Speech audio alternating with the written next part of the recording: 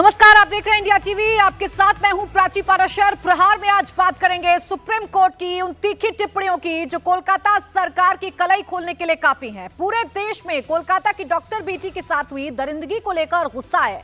दिल्ली से लेकर मुंबई और लखनऊ से लेकर हैदराबाद तक डॉक्टर सड़क पर हैं, प्रोटेस्ट कर रहे हैं और आज इस मामले पर सुप्रीम कोर्ट भी सुनवाई कर रहा है। पिछले 45 मिनट से सुप्रीम कोर्ट में इस मामले को लेकर सुनवाई हो रही है।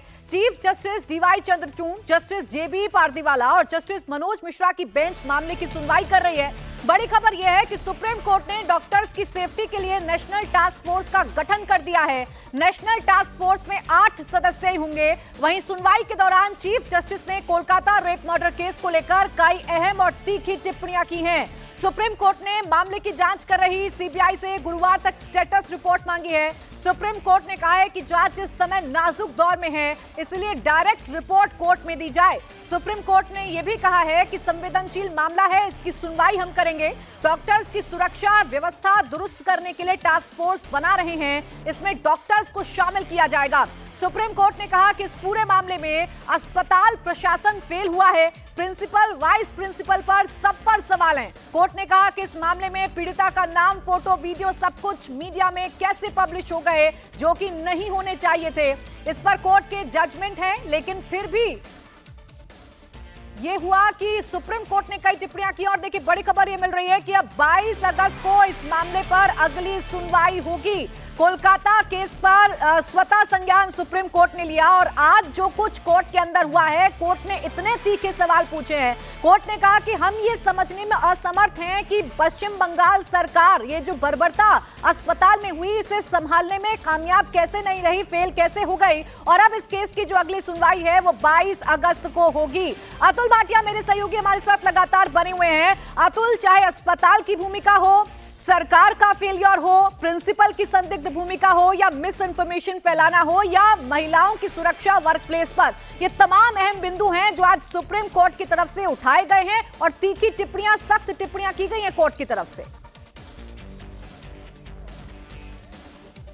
बिल्कुल प्राची, देखिए जिस तरीके से आज सीजीआई की अगुवाई में ये बेंच बैठी, तो सबसे पहले क्योंकि ये मामला एक महिला डॉक्टर के रेप और मर्डर का था, तो सीजीआई ने ये कहा कि इसकी लाइव स्ट्रीमिंग की जा सकती है, यानी कि लाइव टेलीकास्ट जो है वो सुप्रीम कोर्ट से देखा जा सकता है। इसकी परमिशन आते ही सीजीआई ने दी और अब इस पूरे मामले के अंदर 22 अगस्त को अगली सुनवाई होगी। जो इंपॉर्टेंट पॉइंटर्स है वो मैं आपको बता दूं प्राची, कि सुप्रीम कोर्ट ने नेशनल टास्क फोर्स का गठन किया। उनका नेशनल जो प्लान है उसके बारे में उनसे रिपोर्ट मांगी है, यानी कि नेशनल टास्क फोर्स से नेशनल प्लान मांगा है। सुप्रीम कोर्ट ने टास्क फोर्स से 3 हफ्ते में अंतरिम रिपोर्ट और 2 महीने में फाइनल रिपोर्ट मांगी है। एक बार फिर से रिपीट कर रहा हूं मैं प्राची, कि सुप्रीम कोर्ट ने टास्क फोर्स से 3 हफ्ते में अंतरिम रिपोर्ट और 2 महीने में फाइनल रिपोर्ट मांगी है। और मैं आपको बताऊं प्राची कि आखिर इस जो टास्क फोर्स है इसमें कौन कौन लोग हैं। कोर्ट ने कहा कि सभी स्टेक होल्डर से परामर्श करके हम एक राष्ट्रीय सहमति विकसित की जानी चाहिए, इसलिए निम्नलिखित के नाम साथ एक राष्ट्रीय टास्क फोर्स का गठन किया गया है। इसमें एडमिरल आरती सरीन जो कि महानिदेशक है चिकित्सा सेवा नौसेना की, इसके अलावा doctor D Nageshwar Reddy, doctor M Srinivas AIIMS Delhi के निदेशक है, डायरेक्टर है। इसके अलावा डॉक्टर प्रतिमा मूर्ति NIHHANS बेंगलोर, ये वहां से हैं। डॉक्टर गोवर्धन दत्तपुरी एम्स जोधपुर, इसके अलावा डॉक्टर सौमित्रा रावत सदस्य गंगाराम हॉस्पिटल दिल्ली, इसके अलावा प्रोफेसर अनीता सक्सेना ये कुलपति हैं। इसके अलावा Pallavi Sepallai JJ group of hospitals और इसके अलावा Padmana Srivastava chairperson neurology Paras hospital Gurugram. तो ये टास्क फोर्स जो है वो सुप्रीम कोर्ट ने बनाई है और सुप्रीम कोर्ट ने इस जो पूरी टास्क फोर्स है उससे नेशनल प्लान मांगा है। और एक बार फिर से रिपीट कर दूं कि सुप्रीम कोर्ट ने टास्क फोर्स से 3 हफ्ते में अंतरिम रिपोर्ट और 2 महीने में फाइनल रिपोर्ट मांगी है। इसके अलावा सीजीआई ने जो है वो प्रिंसिपल का क्या होगा, जिसपे कपिल सिब्बल ने कहा था कि जो आप कहेंगे, तो सिब्बल ने हाईकोर्ट के आदेश के बाद प्रिंसिपल छुट्टी पर है, ये जो है वो बताया है सुप्रीम कोर्ट को। और सीजीआई ने कहा कि जिन लोगों ने अस्पताल में तोड़फोड़ की, राज्य सरकार उनके खिलाफ कार्रवाई करने का इंश्योरेंस दे, ये सुप्रीम कोर्ट ने कहा है। तो जिस तरीके से रविवार को सुओ मोटो सुप्रीम कोर्ट ने इस पूरे मामले के अंदर लिया था, जिस तरीके से कोलकाता के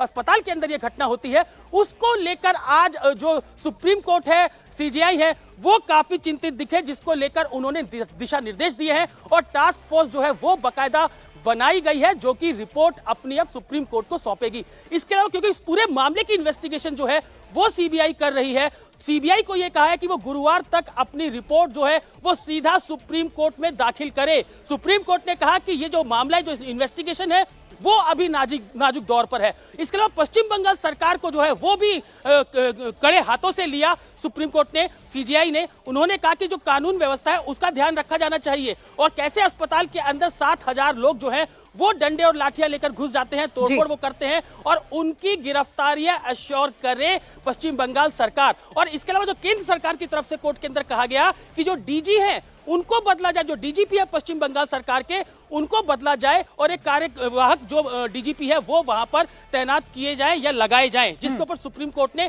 कोई भी टिप्पणी नहीं की है। फिलहाल अब इस पूरे मामले में 22 अगस्त को अगली सुनवाई होगी, लेकिन बड़ी खबर यही है कि टास्क फोर्स का जो है वो गठन किया गया है। ये रिपोर्ट जो है वो सीधा सुप्रीम कोर्ट को देगी। जिस तरीके से पूरी हत्याकांड हुआ, रेप की वारदात हुई, उसको लेकर सुप्रीम कोर्ट काफी चिंतित दिखा कि डॉक्टर्स, खासतौर से जो महिला डॉक्टर्स, युवा डॉक्टर्स, उनकी सुरक्षा को लेकर जो सुप्रीम कोर्ट है वो बेहद चिंतित दिखा, जिसको लेकर दिशा निर्देश जो है वो सुप्रीम कोर्ट की तरफ से दिए गए हैं। 22 अगस्त को अगली सुनवाई होगी। बिल्कुल अतुल, अगर सुप्रीम कोर्ट की आज की सुनवाई को देखें तो सुप्रीम कोर्ट ने एक एक पहलू को छुआ है। सुप्रीम कोर्ट ने महिला के साथ जो बर्बरता हुई उस पर भी तीखी टिप्पणी की है, महिलाओं के साथ वर्क प्लेस पर जो होता है उसको लेकर भी टिप्पणी की है, डॉक्टर्स की जो समस्याएं, आए दिन उन्हें हिंसा का सामना करना पड़ता है, उन्हें ठीक से रेस्टिंग रूम नहीं मिल जाते हैं, इस पर भी टिप्पणी की है। और साथ ही साथ जिस प्रिंसिपल को लेकर तमाम सवाल उठाए जा रहे थे, उस प्रिंसिपल की भूमिका कितनी संदिग्ध है, ये सुप्रीम कोर्ट के ऑब्जर्वेशन से भी आप अंदाजा लगा सकते हैं। सुप्रीम कोर्ट ने भी इस हियरिंग के दौरान ही कहा कि वो प्रिंसिपल जिस पर जिम्मेदारी थी कि इस पूरे मामले को ठीक तरीके से हैंडल किया जाए,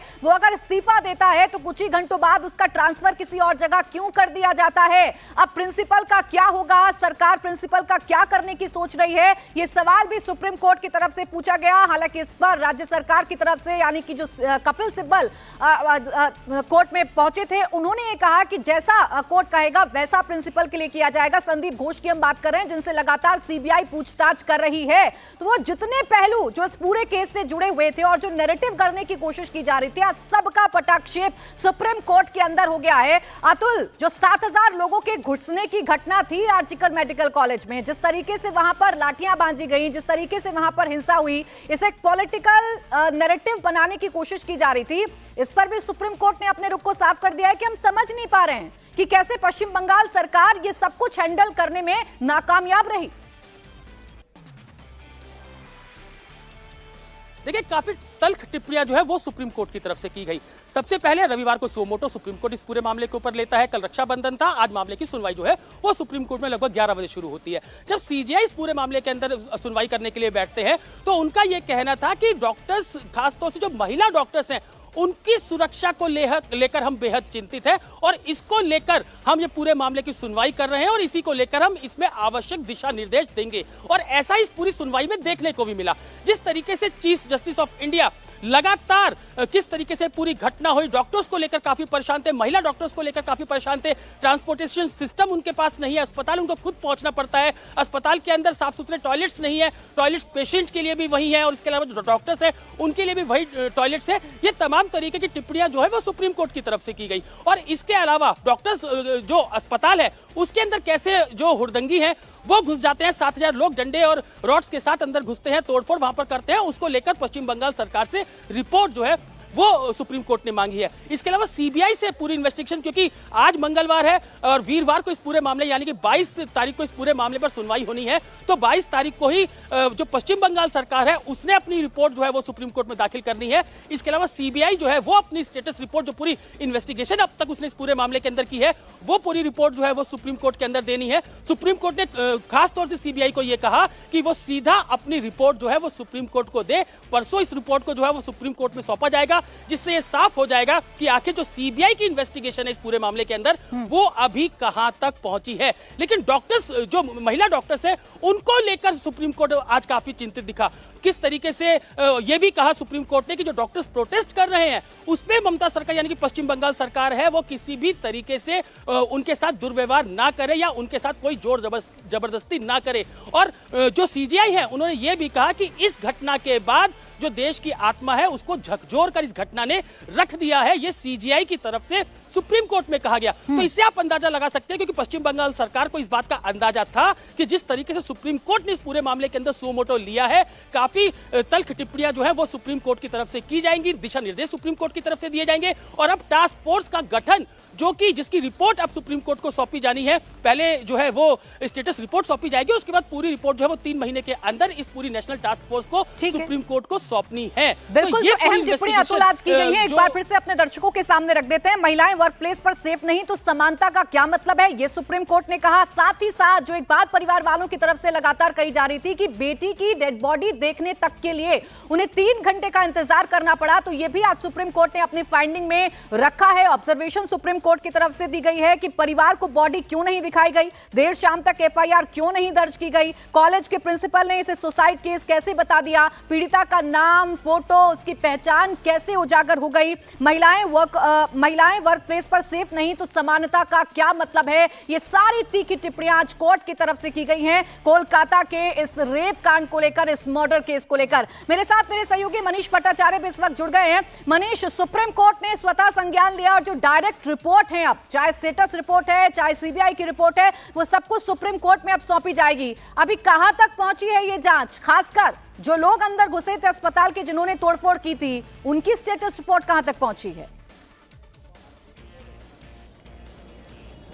तल्ख टिप्पणियां की हैं सुप्रीम कोर्ट ने, लेकिन यहाँ पर सीबीआई जो जांच कर रही है वो भी अपनी जो जांच है बहुत तेज कर रही है, क्योंकि आज भी संदीप घोष को यहाँ पर बुलाया गया है पूछताछ के लिए। लगातार 10 से 12 घंटे रोज पूछताछ की जा रही है। कोलकाता पुलिस ने भी संदीप घोष के खिलाफ मामला दर्ज किया है, भ्रष्टाचार के मामले को लेकर, अनियमितताएं, वित्तीय अनियमितताओं को लेकर भी मामला दर्ज किया है।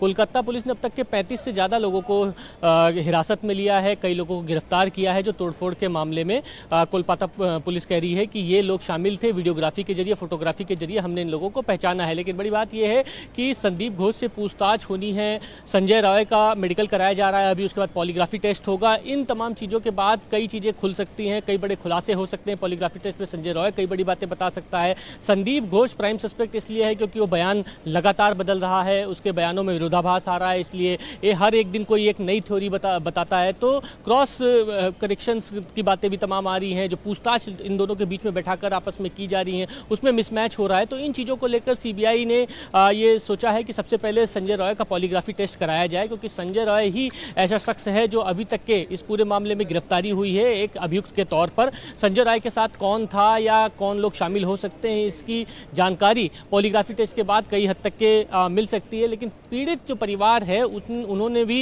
ये बात उठाई है कि जो बंगाल सरकार है उसने सही तरीके से जांच नहीं करी है, पुलिस ने सही तरीके से जांच नहीं की, वो संतुष्ट नहीं है। और कमोबेश सीजीआई ने भी वही बातें कही हैं जो पीड़ित जो फैमिली है वो बार बार कह रहे हैं कि उनको सही समय पे एफआईआर क्यों नहीं दर्ज कराया गया, सही समय पे उनको बुलाया क्यों नहीं गया, डॉक्टर्स की टीम ने कोई जवाब क्यों नहीं दिया, डिपार्टमेंट ने क्यों नहीं जवाब दिया, संदीप घोष उस वक्त कहाँ थे जिस वक्त ये घटना हुई, वो मीटिंग कर रहे, इस तरीके की चीजें हैं। इस चीजों का जवाब सीबीआई भी लेना चाहती है संदीप घोष से, लेकिन संदीप घोष कुछ भी अभी उस स्थिति में नहीं है कि कोई जवाब ठोस दिया हो जिससे सीबीआई को कोई ऐसा कंक्लूजन मिला हो कि कोई और भी इसमें लोग शामिल हो सकते हैं। लेकिन सीबीआई की तल टिप्पणियों के बाद पश्चिम बंगाल में हरकत बहुत ज्यादा तेज है। कोलकाता पुलिस भी एक्टिव हो गई है, एसआईटी की टीम भी गठित कर दी गई है और संदीप घोष के खिलाफ कोलकाता पुलिस ने इतने दिनों बाद अब जाके मामला दर्ज किया है, वो भी वित्तीय अनियमितताओं को लेकर। ये बड़ा सवाल है कि और बहुत सारी कमियां सुप्रीम कोर्ट की तरफ से भी उजागर की गई है। बंगाल पुलिस क्या कर रही थी? बंगाल पुलिस की तैनाती अगर थी तो फिर कैसे 7,000 जो लोग थे वो कोर्ट अस्पताल के अंदर घुस जाते हैं, तोड़फोड़ करते हैं। यहां तक कि सुप्रीम कोर्ट ने कहा है कि जो क्राइम सीन है जहां पर ये सब कुछ हुआ उसे प्रोटेक्ट क्यों नहीं किया गया। सबूतों के साथ छेड़छाड़ होने का मामला लगातार उठाया जा रहा है, बीजेपी की तरफ से भी उठाया जा रहा है, परिवार वाले भी इस तरफ शंका जता रहे हैं कि भाई सबूतों के साथ छेड़छाड़ हो सकती है। सुप्रीम कोर्ट भी टिप्पणी जो है वो इस तरफ इशारा करती है कि क्राइम सीन को प्रोटेक्ट क्यों नहीं किया गया था। ऐसे में मनीष, डीआईजी और डीजीपी, आज इन दोनों का नाम भी सुप्रीम कोर्ट की हियरिंग के दौरान सामने आया है। अब इस हियरिंग के बाद क्या कोई बदलाव हम पश्चिम बंगाल में देख सकते हैं पुलिसिया तौर पर? देखिए, जितने भी मामले पश्चिम बंगाल में इससे पहले कई हुए, चाहे वो संदेश खाली हो, हंस खाली हो और भी कई मामले हो, तो आपने देखा होगा पश्चिम बंगाल में सीबीआई और पुलिस अधिकारी जो कोलकाता पुलिस, उनके बीच में टसल हमेशा से होता रहा है। डीजीपी जो यहाँ पर है पश्चिम बंगाल के, राजीव कुमार, ममता बनर्जी के बहुत खास माने जाते हैं। उनको लेकर सुप्रीम कोर्ट ने जरूर कहा है कि डीजीपी को बदल देना चाहिए। डीआईजी का भी जो नाम है, वो डीआईजी के लिए भी कहा गया कि शारदा स्कैम में यहाँ के जो डीआईजी हैं वो उनका भी नाम वहाँ पर आया हुआ था। इसको लेकर बातें जरूर कही जा रही हैं, लेकिन अभी तक के फिलहाल कोई आमूलचूल परिवर्तन बहुत ज्यादा पश्चिम बंगाल सरकार ने पुलिस बेड़े में नहीं किया। हाँ, ये जरूर है इतने दिनों बाद एक एसआईटी गठित कर दी और एसआईटी भी वित्तीय अनियमितताओं को लेकर गठित की है। उसमें सवाल जरूर खड़े हुए हैं कि पुलिस विभाग के 3 आईपीएस अफसरों को आपने डिप्यूट कर दिया, वो भी वित्तीय अनियमितताओं की जांच करने के लिए, वो भी तब जब सीबीआई इस पूरे मामले को टेक ओवर कर चुकी है और संदीप घोष के लिए बातें बहुत ज्यादा मार्केट में आई हैं, संदीप घोष से पूछताछ हो रही है। ये काम पहले क्यों नहीं किया गया? हालांकि पुलिस की कार्यप्रणाली पर लगातार सवाल खड़े हो रहे हैं, लेकिन पुलिस ने जब कुछ दिन पहले प्रेस कॉन्फ्रेंस की थी तो उसमें आपने खुद सुना होगा, जो विनीत गोयल है कोलकाता पुलिस कमिश्नर, उन्होंने कहा था कि ये समझने में कहीं ना कहीं हमसे गलती हुई है, जो एज्यूम हम लोग नहीं कर पाए कि इतनी भीड़ कहां से आ गई और इतना ज़्यादा आकलन नहीं हो पाया था कि ये भीड़ आएगी और अटैक करेगी। ये जरूर उन्होंने एक अपना स्वीकारा था। ये अपने आप में बहुत बड़ा फेलियर ऑफ इंटेलिजेंस माना जाता है कि कोलकाता पुलिस का हजारों की भीड़ अस्पताल में घुस के तोड़फोड़ करती है और कोलकाता पुलिस को पता ही नहीं लगता है। वो भी तब जब आरजीकर अस्पताल में इतनी बड़ी घटना हुई और वहां पर पुलिस बल तैनात है। इन तमाम चीज़ों को पॉइंट आउट करते हुए सीजीआई ने तल्ख टिप्पणियां जरूर दी हैं, लेकिन इस वक्त जो पूरी घटना की जो जांच की जो धुरी है वो 2 लोगों पर घूम रही है। वो है संदीप घोष और संजय रॉय। संजय रॉय जिसका पॉलीग्राफी टेस्ट होगा, लाई डिटेक्टर टेस्ट होगा, उसमें तमाम कड़ियां खुल सकती हैं। और संदीप घोष की आखिरकार संदीप घोष के जो बयान है, जो लगातार विरोधाभास हो रहे हैं, वो कब मैच करेंगे, कब कॉल डिटेल्स, कब चैट, इसकी जो चीजें हैं वो सामने आएंगी। क्या इसमें कई और बड़े खुलासे हो सकते हैं, कई और लोग शामिल हो सकते हैं? इस चीजों को लेकर सीबीआई ने अपनी जांच यहां पर जरूर तेज कर दी है। संदीप घोष की अगर बात करें तो संदीप घोष का नाम तो हाईकोर्ट की सुनवाई में भी आया था। हालांकि उस वक्त संदीप घोष को दूसरे अस्पताल में ट्रांसफर मनीष कर दिया गया था, लेकिन हाईकोर्ट की टिप्पणी के बाद, हाईकोर्ट के फैसले के बाद उन्हें हटाया गया, उनका इस्तीफा एक बार फिर से हुआ। और यही बात सुप्रीम कोर्ट में भी आज मेंशन की गई है कि एक ऐसी कार्रवाई है कि एक तरफ प्रिंसिपल इस्तीफा देता है और उसके कुछ ही घंटे बाद मेहरबानी ऐसी है कि आप उसे दूसरे कॉलेज में ट्रांसफर कर देते हैं। जी हाँ, बिल्कुल। देखिए, संदीप घोष से ये सवाल तो सीबीआई भी पूछ रही है कि जिस वक्त ये घटना हुई उस वक्त संदीप घोष कर क्या रहे थे? संदीप घोष को जानकारी किसने दी कि आरजीकर अस्पताल में इतनी बड़ी घटना हो गई है? संदीप घोष ने सबसे पहले फ़ोन किसको किया? उन्होंने पुलिस को फ़ोन क्यों नहीं किया जब इस तरीके का मामला हुआ था? यूडी की बात आई कि अननेचुरल डेथ इसको क्लेम क्यों करार दे दिया गया? संदीप घोष उस वक्त मीटिंग क्यों करने लगे? परिवार वालों को क्यों नहीं कहा? ये सवाल बहुत सारे हैं। और सबसे बड़ी बात, जो पूरा मामला जो बहुत ज़्यादा तूल पकड़ा है, कि एविडेंस टैंपरिंग की बात सामने आई कि जिस जगह यानी सेमिनार रूम में घटना हुई है उसके आसपास तोड़फोड़ करने के आदेश उस वक्त क्यों दे दिए गए? वहां पर वो की क्राइम सीन है, उस वक्त जिस जगह पर जांच होनी है उस जगह पर तोड़फोड़ कंस्ट्रक्शन करने का मतलब यह है कि एविडेंस टैंपरिंग होगी। इसीलिए आपने देखा होगा कि सीबीआई ने पूरी 3D मैपिंग की है कि अगर ब्लड स्टेन्स या फिंगर स्पॉट्स कुछ भी वहां पर मिले तो उससे पता लग सके कि क्राइम सीन पर उस वक्त संजय राय के अलावा क्या और भी लोग शामिल हो सकते हैं। और इसीलिए सीबीआई को लाई डिटेक्टर टेस्ट की नौबत आन पड़ी है, क्योंकि संजय राय के कोई भी बयान मैच नहीं हो रहे हैं। रात को कैसे पहुंचा, किसने बुलाया, कैसे पता कि सेमिनार रूम में एक डॉक्टर अकेली मौजूद है? सीबीआई की जांच तेज हो गई है। सुप्रीम कोर्ट ने स्वतः संज्ञान लिया और सुप्रीम कोर्ट ने आज जो कुछ अपने ऑब्जर्वेशन में कहा है वो सब कुछ काफी है पश्चिम बंगाल सरकार की कार्यप्रणाली की पोल खोलने के लिए, पुलिस के फेल्योर की पोल खोलने के लिए, और जो कुछ मृतका के परिवार वालों के साथ हुआ उसकी पोल खोलने के लिए। और जो बार बार कहा जा रहा है कि भाई सबूतों के साथ छेड़छाड़ की जा रही है, जो क्राइम सीन है वहां पर तोड़फोड़ कैसे हो गई, 7000 लोग कैसे घुस गए, सारी बातें आज सुप्रीम कोर्ट ने मेंशन की हैं। मनीष, आप बने रहिएगा हमारे साथ। देखिए, पूर्व प्रिंसिपल संदीप घोष को लेकर सीबीआई कई एंगल पर जांच कर रही है। संदीप घोष से लगातार सीबीआई पूछताछ कर रही है।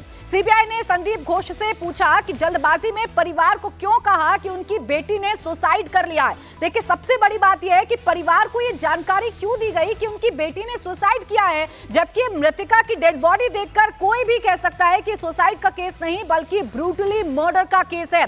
सवाल पूछा गया कि क्या सबूत मिटाने की साजिश हुई, साजिश में कौन कौन शामिल है, ये संदीप घोष से पूछा गया है। सीबीआई की तरफ से लगातार सीबीआई संदीप घोष से पूछताछ कर रही है। संदीप घोष जो कि प्रिंसिपल था आरजीकर मेडिकल कॉलेज का, सवाल ये पूछा गया कि जानबूझकर हत्या को और सबूतों को छिपाने की कोशिश की गई, पुलिस को बताने से पहले अस्पताल स्टाफ के साथ मीटिंग क्यों की गई, फौरन इस्तीफा देकर कहीं और ट्रांसफर कैसे हो गया, खुद के ऊपर आरोप ना लगे, कहीं ऐसी मंशा तो नहीं थी संदीप घोष की, क्या सबूत मिटाने की साजिश थी और अगर ऐसा था तो इस साजिश में कौन कौन शामिल था। तो संदीप घोष की भूमिका पर सवाल खड़े हो रहे हैं कि संदीप घोष आखिर उस वक्त कहां था जब ये पूरी घटना हुई। संदीप घोष को जब जानकारी मिलती है कि आरजीकर मेडिकल कॉलेज में एक महिला डॉक्टर के साथ बर्बरता हुई है तो उसने क्या कदम उठाए और परिवार को मिस इन्फॉर्मेशन क्यों दी गई। संदीप घोष क्या छुपा रहे हैं, कितना बता रहे हैं। सीबीआई उनसे सच उगलवाने के लिए आज भी पूछताछ कर रही है। पहले दिन की पूछताछ होती है 15 घंटे से ज्यादा की, दूसरे दिन भी संदीप घोष को सीबीआई बुलाती है और करीब 13 घंटे पूछताछ चलती है, तीसरे दिन भी बुलाया जाता है तो 10 घंटे संदीप घोष से पूछताछ चलती है, चौथे दिन 13 घंटे पूछताछ हुई, पांचवें दिन सीबीआई दफ्तर में आज भी संदीप घोष से पूछताछ जारी है। संदीप घोष भी लगातार अपने बयान बदल रहे हैं। संजय रॉय जो आरोपी है इस पूरे मामले का, वो भी लगातार अपने बयान बदल रहा है। इसलिए सीबीआई ये जानना चाहती है कि क्या इस घटना के पीछे कोई साजिश थी, क्या ये सोचा समझा रेप और मर्डर की घटना है, क्या इस साजिश में कोई और लोग भी शामिल थे, क्योंकि पोस्टमार्टम रिपोर्ट इस तरफ इशारा करती है कि किसी भी एक शख्स के द्वारा किया हुआ काम नहीं है। इसलिए सीबीआई पता लगाने की कोशिश कर रही है कि क्या इसमें कोई और लोग भी शामिल थे, कौन कौन नाम हो सकते हैं। 30 लोगों की लिस्ट बकायदा सीबीआई की तरफ से बनाई गई थी जिनसे पूछताछ सीबीआई ने की है। संदीप घोष से हो रही सीबीआई की मैराथन पूछताछ की 3 वजह बताई जा रही हैं। पहली वजह यह कि सबूतों को नष्ट करने का आरोप संदीप घोष पर है। कंस्ट्रक्शन कैसे शुरू हो गया क्राइम सीन के आसपास, ये बड़ा सवाल है। दूसरी वजह यह है कि स्टाफ के जो बयान दर्ज किए गए हैं उसमें भी विरोधाभास देखने को मिल रहा है। तीसरी वजह यह है कि फोन से कुछ डेटा भी डिलीट किया गया है।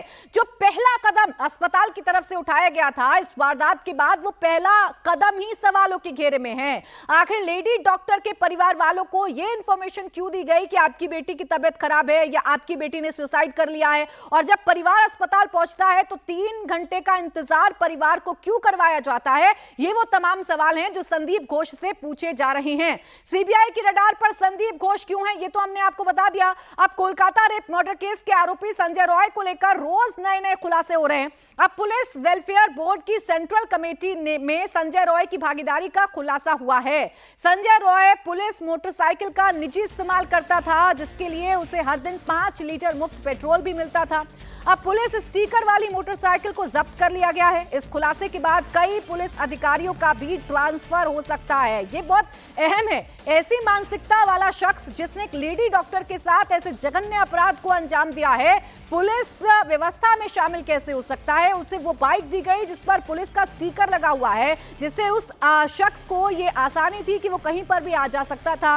उसे 5 लीटर पेट्रोल मुफ्त दिया जाता था। अब इसको लेकर क्या पुलिस पर कोई गाज गिरेगी, ये जरूर देखने वाली बात है। सीबीआई फिलहाल लगातार मेन आरोपी संजय रॉय से पूछताछ कर रही है। वो भी बहुत कुछ छुपा रहा है, इसलिए आज सीबीआई उसका पॉलीग्राफ टेस्ट करने जा रही है। सीबीआई को कोर्ट से संजय रॉय का पॉलीग्राफ टेस्ट करने की इजाजत मिल गई है। देखिए, पहले संजय रॉय का साइकोलॉजिकल टेस्ट किया गया था। मेंटल और इमोशनल स्टेटस पता लगाने की कोशिश की गई थी। इस टेस्ट के जरिए यह पता लगाने की कोशिश की गई थी कि संजय रॉय की मानसिकता कैसी है, महिलाओं के प्रति उसकी मानसिकता कैसी है, और जिस वक्त उसने इस घटना को अंजाम दिया उसके दिमाग में क्या चल रहा था। अब उसका पॉलीग्राफ टेस्ट होना है। इसका मतलब भी समझ लीजिए, संजय रॉय के दिमाग को डिकोड करने की कोशिश की जाएगी। पॉलीग्राफ टेस्ट में पता लगाने की कोशिश की जाएगी कि संजय रॉय क्या छिपा रहा है, कितना झूठ बोल रहा है, कितना सच बोल रहा है, उसके साथ और कौन कौन लोग शामिल हो सकते हैं इस पूरी की पूरी वारदात में। रेप और मर्डर के आरोपी संजय रॉय बार बार अपने बयान बदल रहा है, एक ही सवाल का अलग अलग जवाब दे रहा है। अब संजय रॉय का पॉलीग्राफ टेस्ट कराया जाएगा।